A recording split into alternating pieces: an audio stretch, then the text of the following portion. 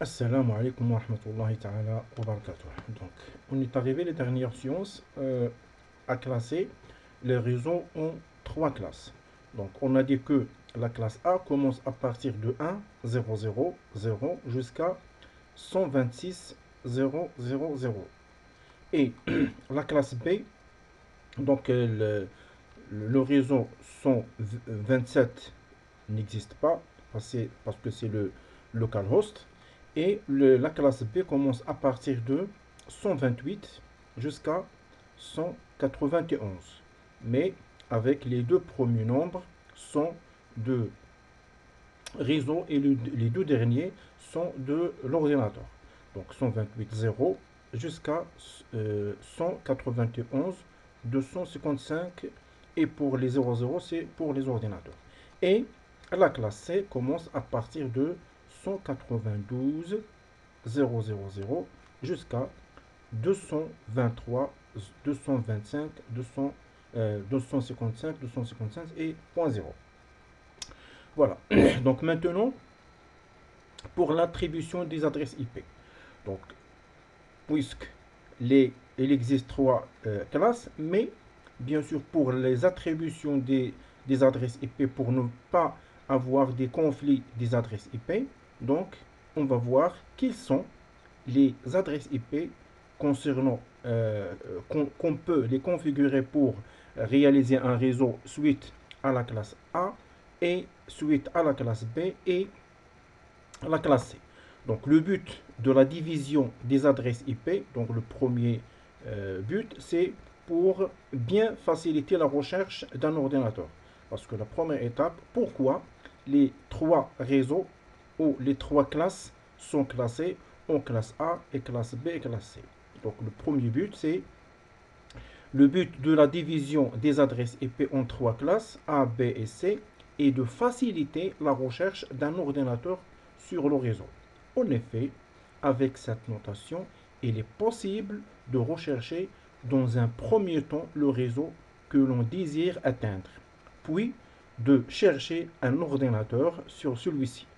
Ainsi, l'attribution des adresses IP se fait selon la taille du réseau. Donc, si nous avons une adresse IP qui commence par exemple par le numéro 1 ou le numéro 10 jusqu'à, pour le premier numéro jusqu'à 126, donc nous connaissons que c'est une adresse IP de classe A. Ça veut dire le premier nombre est celle de réseau et les trois derniers est celle de l'ordinateur. Et de même pour les autres classes. Donc voilà, vous trouvez ici un tableau qui nous donne les classes A et la classe B et la classe C. Donc vous voyez ici, pour la classe A, le nombre des réseaux possibles, il n'y a que 126, parce que de 1 jusqu'à 126 possibilités, mais le nombre des ordinateurs donc dépasse 16 millions. Et vous voyez ici, quand le nombre des possibilités pour le réseau augmente, alors celle des ordinateurs diminue. Ici 126, ici plus que 16 millions. Et ici, il augmente, donc au lieu de 126, nous avons 16 000, mais ici, il diminue jusqu'à 65 000. Et même chose, lorsque pour la classe C, nous avons ici presque 2 millions, mais les nombres des ordinateurs diminuent jusqu'à 254. Voilà. Les adresses de classe A sont réservées aux très grands réseaux, tandis que, donc c'est l'inverse, tandis que l'on attribuera l'adresse de classe C à des petits réseaux d'entreprises, par exemple. Donc pour C, on utilise pour les petites entreprises et pour la classe B pour les grandes entreprises. Mais maintenant, dans cette partie, on va voir quels sont les types de classes réservées ou les types des adresses réservées, suite à la classe A et la classe B, et même chose pour la classe C.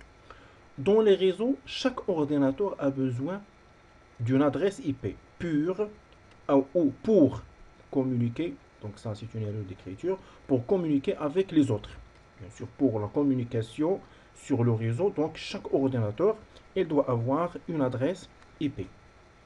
Si pour cela, il y a des adresses IP réserves dans chaque classe pour permettre d'affecter une adresse IP aux ordinateurs d'un réseau local relié à Internet, sans risquer de créer des conflits. Donc pour ne pas réaliser ou créer des conflits, donc il y a des adresses IP réservées pour chaque classe.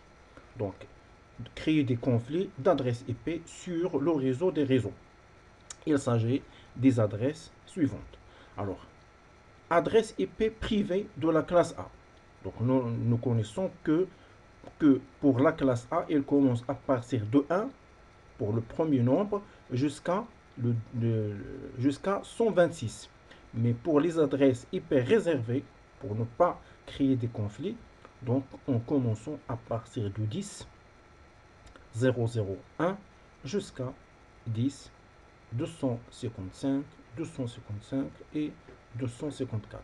Ça veut dire pour la classe A, donc on n'attribue que le premier nombre qui contient la valeur 10. On ne peut pas attribuer ni 1, ni 2, ni jusqu'à 126. Seule l'adresse ou le caractère ou le nombre qu'on utilise pour la classe A, c'est la valeur de 10. Et parce que la valeur 10, c'est une valeur concernant le réseau. Et pour les trois suivants, concernent les ordinateurs. Donc pour les ordinateurs, vous pouvez placer ici soit 0, soit 1 jusqu'à 255. Et même chose pour le deuxième nombre. Et même chose pour le troisième. Donc on ne commence pas par le 0, on commence à partir de 1 jusqu'à 254 chiffres. Donc l'adresse IP privée de la classe A, donc 10.001 à 10.255.255.254, permettant la création de vastes réseaux privés comprenant des milliers d'ordinateurs. Donc si vous faites des possibilités, vous trouvez des milliers de possibilités. De même pour la classe B. La classe B, normalement, elle commence à partir de 128 jusqu'à 191.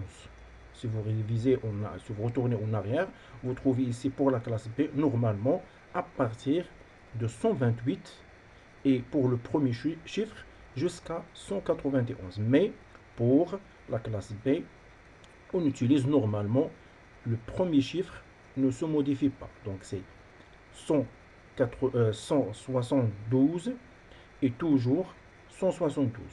Donc ça veut dire que c'est le même chiffre, mais pour deuxième, donc il n'y a pas ni 1 ni 2, jusqu'à entre 16 jusqu'à 31. Donc on ne dépasse pas 31, donc 32 non, jusqu'à 255. Donc ça veut dire pour le premier chiffre, c'est 172. Et pour le deuxième chiffre, entre 16 et 31. Et bien sûr, pour les deux chiffres suivants concernant les ordinateurs, ça veut dire 2 zéros pour le premier, 2 zéros jusqu'à 255. Et pour le deuxième, de 1 jusqu'à 254. Donc vous voyez là l'explication. Permettant de créer des réseaux privés de taille moyenne. Donc ça veut dire un ensemble des, c'est pas des milliers, mais un nombre très grand des ordinateurs que vous pouvez faire un réseau entre eux. Mais pour la classe ou l'adresse IP de classe C, normalement, il commence à partir de 192 pour le premier chiffre. Donc, toujours je parle concernant le premier chiffre, jusqu'à, pour le premier chiffre, 223. Mais ici, vous trouvez que le premier chiffre ne change pas. Donc, si vous tapez, ou si vous voulez utiliser un réseau de classe C, donc obligatoirement, le premier chiffre doit être 192. Et même chose pour le deuxième chiffre ne change pas. Seule la valeur 168. Et même chose, 168. Et pour les deux chiffres qui suivent, donc vous voyez c'est 1, 0. Et même chose, le 0 ne change pas. Mais parce que les trois premiers nombres, celles concernant le réseau et le dernier concernant les ordinateurs. Ça veut dire que nous avons ici 254 possibilités et ce classe C s'utilise pour des sociétés de petite taille pour la mise en place de petits réseaux privés. Donc ça veut dire qu'on ne peut pas dépasser 254 ordinateurs. Et la masque de ce réseau. Donc pourquoi masque de ce réseau et qu'est-ce que ça veut dire masque de ce réseau? Donc le masque est un séparateur entre la partie réseau et la partie machine d'une adresse IP. Donc pour séparer la partie réseau et la partie machine, donc on doit utiliser le masque de ce réseau. En résumé, on fabrique un masque contenant des 1 en emplacement des bits que l'on désire conserver. Ça veut dire pour les bits qu'on veut conserver, donc on va les remplacer par des 1. Et pour les bits qu'on désire annuler, et des 0 pour ceux que l'on veut annuler. Donc pour les 1, qu'on désire les conserver, et 0 pour les bits qu'on désire annuler. Une fois ce masque créé, il suffit de faire un et logique entre la valeur que l'on désire masquer, ça veut dire l'adresse IP qu'on désire masquer, et le masque afin de garder intact la partie que l'on désire et annuler le reste. Ainsi, un masque réseau, en anglais c'est netmask, se présente sous la forme de 4 octets, comme l'adresse IP. De 4 octets séparés par des points, comme bien sûr, entre parenthèses, comme une adresse IP. Il comprend dans sa notation binaire des 0 au niveau des bits que l'on désire annuler et des 1 pour que l'on désire bien sûr conserver. C'est même phrase presque. Donc on va voir comment créer un masque de ce réseau. Donc avant, on va voir l'intérêt. Le premier intérêt de masque de ce réseau, tout simplement, c'est de permettre d'identifier simplement le réseau associé. Ça veut dire quel est le réseau pour un ordinateur. Donc soit en utilisant la classe A ou la classe B ou la classe C. Donc en effet, le réseau est déterminé par un certain nombre d'octets de l'adresse IP. Un octet pour l'adresse de la classe A, ça veut dire le premier chiffre, c'est le premier chiffre concernant l'adresse A, donc le premier chiffre c'est la partie de 0 et les 3 derniers pour la machine. 2 pour les adresses de classe B, ça veut dire les 2 premiers chiffres sont de l'adresse de réseau et les 2 derniers, comme on a déjà vu pour l'adresse de la machine, et inversement pour 3 pour la classe C. Les 3 premiers sont de réseau et le dernier chiffre, c'est pour l'ordinateur. C'est pour cela, pour la classe C, nous avons que 254 possibilités. Or, un réseau est noté en prenant le nombre d'octets qui le caractérise, puis en complétant avec des zéros. Par exemple, le réseau associé à l'adresse 34. Alors 34, de quoi il s'agit? Il s'agit de la classe A, parce que on a dit que la classe A commence à partir de 1 jusqu'à 126 pour le premier caractère. Donc 34, il est inclus entre 1 et 126, ça veut dire c'est la classe A. Et ça veut dire que le premier nombre, 34, c'est celle de réseau, et les 3 derniers sont de la machine ou des ordinateurs. Et par exemple, donc voilà, et par exemple, donc 34.0.0.0, car il s'agit d'une adresse IP de la classe A. Donc ça veut dire que ça, ce qu'on appelle le masque de ce réseau. Et on va voir comment le définir en système, même en système binaire. Pour connaître l'adresse du réseau associé à l'adresse IP 34.56.123.12, il suffit donc d'appliquer un masque dont le premier octet ne comporte que des 1. Donc puisque c'est l'adresse IP de la classe A, donc le premier chiffre ces deux réseaux. Donc, on va les remplacer par 1. Ça veut dire 34, on va taper 8 1.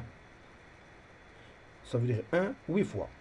Et pour les trois derniers, donc on va les remplacer par des zéros. Ça veut dire 8 zéros. Et ici, 123, on va les remplacer par 8 zéros. Et même chose, 12 pour 8 zéros. Et en même temps, pour ces valeurs, on va les transformer en binaire. Ça veut dire on va chercher quel est l'équivalent de 34 en binaire. Et même chose, 56.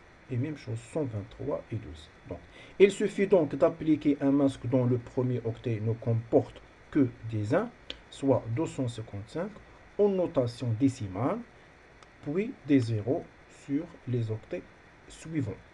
Ça veut dire qui suit. Donc le masque, donc voilà, donc 34, ça veut dire on va le remplacer par 1, 8 fois, et 0, 8 fois, même chose, 0, 8 fois, 0, 8 fois. Le masque associé à l'adresse IP 34 est donc 255, 0, 0, 0. La valeur binaire, 34, 208, 123, 12, et la voilà. Donc ça veut dire, on a cherché l'équivalent de 34. Donc on va faire un exemple. Est-ce que 34 est égal à 0, 0, 1, 3, 0 et 10? Et même chose, si on arrive à trouver la méthode de transformation, donc c'est la même chose pour les autres. Donc 34, on va transformer 34 en binaire. Comment le transformer? On fait la division par 2, mais le quotient doit être un nombre entier. Donc 34 divisé par 2, c'est 17. Et 17 fois 2, c'est 34. Alors le reste, c'est 0. Je divise 17 par 2. Donc on a dit une division binaire. Ça veut dire ici, le quotient doit être entier. 17 divisé par 2, normalement, c'est 8,5. Mais en tapant que le 8. Donc 8 fois 2, c'est 16. 17 moins 16, il me reste 1. Et de la même manière, jusqu'à ce que le quotient est nul. Donc 8 divisé par 2, on donne 4. 4 fois 2, c'est 8. 8 moins 8, c'est un 0. Ça veut dire le reste est égal à 0. De la même manière, 4 divisé par 2, on donne 2. 2 fois 2, c'est 4. 4 moins 4, reste, c'est 0. Et 2 divisé par 2, c'est 1. 1 fois 2, c'est 2. 2 moins 2, il me reste 0. Et de la même manière, 1 divisé par 2, donc 0,5, mais nous tapons que la partie entière. C'est 0. 0 fois 2, c'est 0. 1 moins 0, il me reste 1. Donc voilà, jusqu'à ce que le quotient est nul. Donc ici, on s'arrête et on prend ces valeurs à partir de fin. Ça veut dire le premier chiffre, c'est 1. Le deuxième chiffre, c'est sous 0. Le chiffre qui suit, sous 0.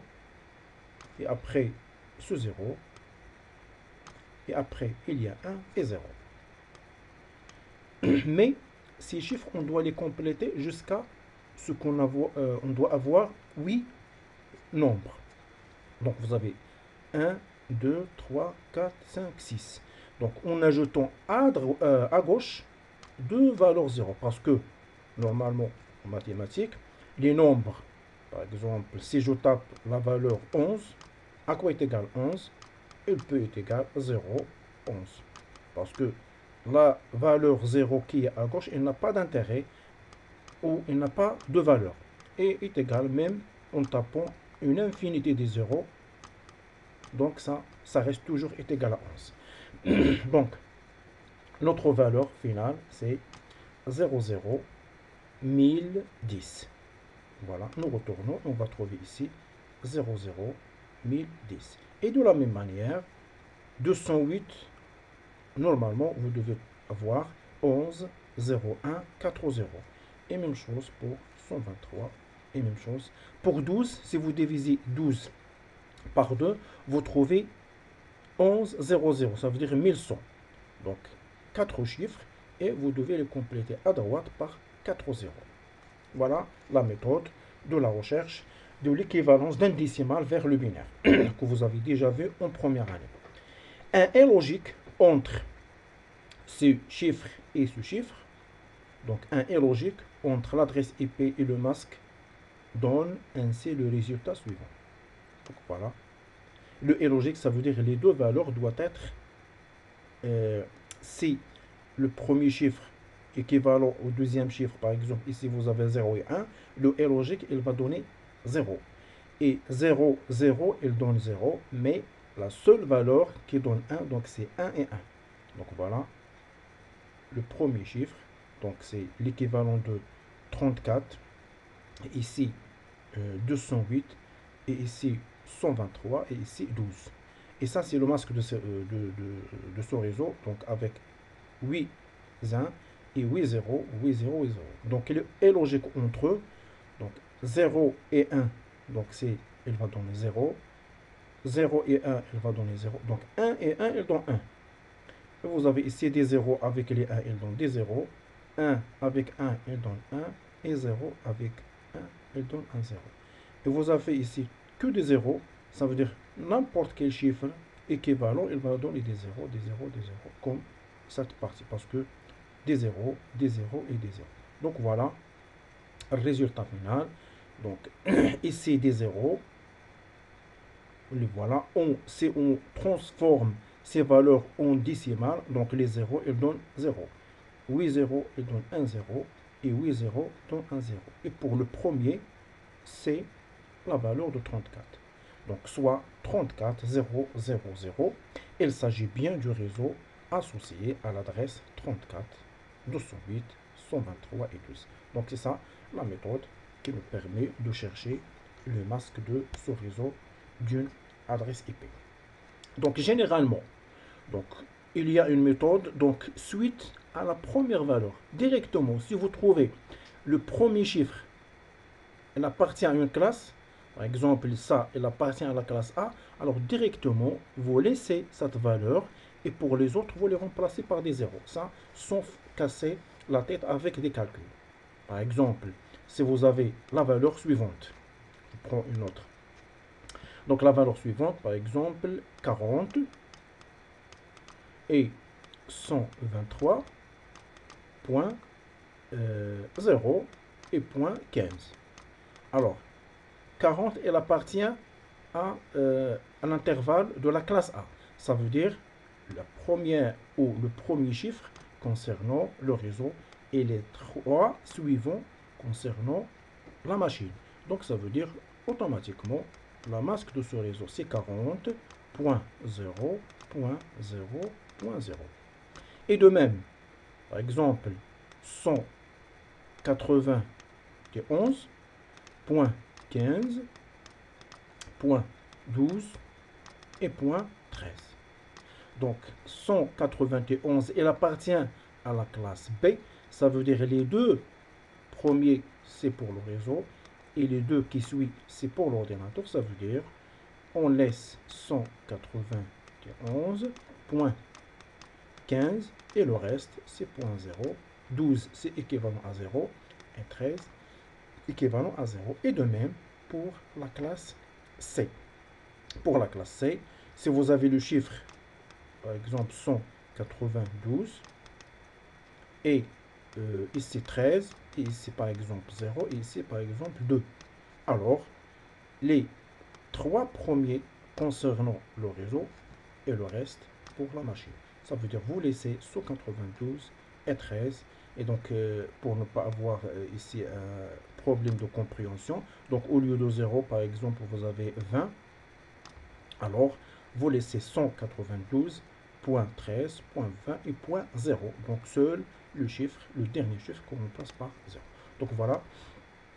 Donc, en généralisant, il est possible d'obtenir les masques correspondant à chaque classe d'adresse. Pour la classe A, seul le premier octet doit être conservé.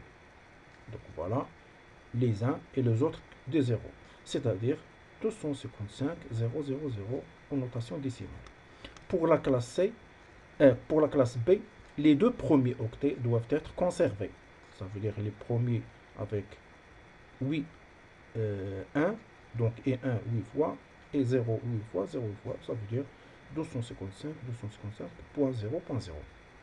Et finalement, avec la classe C, donc avec le même raisonnement, la classe C procède avec la forme 1 8 fois, les 1 8 fois, 1 8 fois et 0 8 fois. C'est-à-dire 255.0 en notation bien sûr décimale. Et à la prochaine. Assalamu alaikum wa rahmatullahi wa barakatuh.